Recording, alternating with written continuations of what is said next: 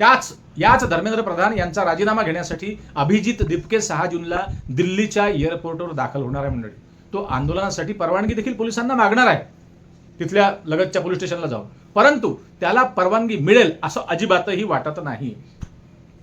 या उलट त्याला एअरपोर्टवरच अटक करण्यात येण्याची शक्यता दाट आहे हे त्यांनी बोलून दाखवलं.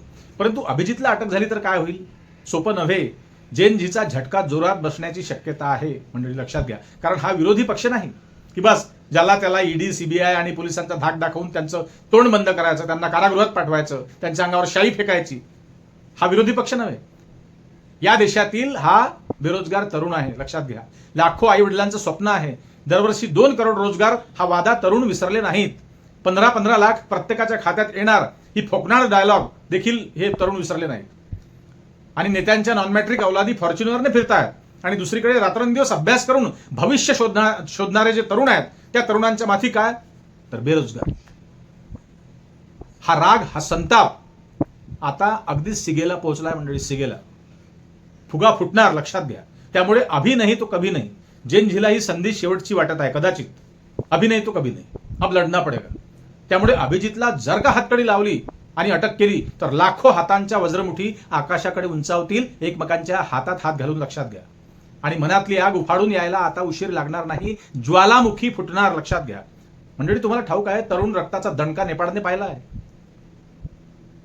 काहीच काळ लोटलाय, फक्त पाण्यात बुडवून बुडवून तिथले नेते तरुणांनी हाणले आहेत. बेपत्ताच झाले ते, त्यानंतर परतलेच नाही. परंतु हा नेपाळ नाही, लक्षात घ्या. इथला तरुण हा संविधानावर विश्वास ठेवतो. असं घडू नये. त्याला पीसफुल प्रोटेस्ट करणं माहिती आहे, समजतं. परंतु पोलिसांचा गैरवापर करून आप्पांनी या जेनजीचा आवाज बंद करण्याचा प्रयत्न केला तर मात्र परिस्थिती हाताबाहेर जाऊ शकते, लक्षात घ्या. कॉक्रोच जनता पार्टीच्या 2 करोड फॉलोअरपैकी फक्त 1 लाख जरी एकत्र आले दिल्लीत तरी आप्पांना परिस्थिती सांभाळणं कठीण होईल, लक्षात घ्या.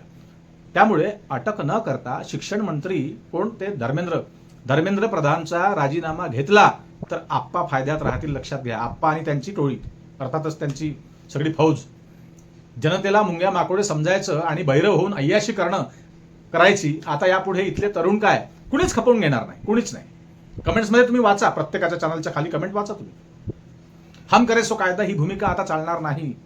अहो, आजन्म सत्ता ही कधी काय कोणाच्या बापाची नसते, लक्षात घ्या. ज्या पद्धतीने हल्ली या देशाची वाट लावणं सुरू आहे ते आता या देशातील तरुण ऐकणार नाही, अजिबात ऐकणार नाही. येत्या 6 जूनला देशातून किती कॉक्रोच दिल्ली एअरपोर्टवर पोहोचतात याची उत्सुकता अख्ख्या देशाला लागली आहे. अभिजित दिपके येणार दिल्लीला 6 जूनला आणि कॉक्रोच, ज्यांना कॉक्रोच म्हटलंय त्यांनी ते स्वीकारलं नाव आणि ते सगळे पोहोचतात आहे तिकडे.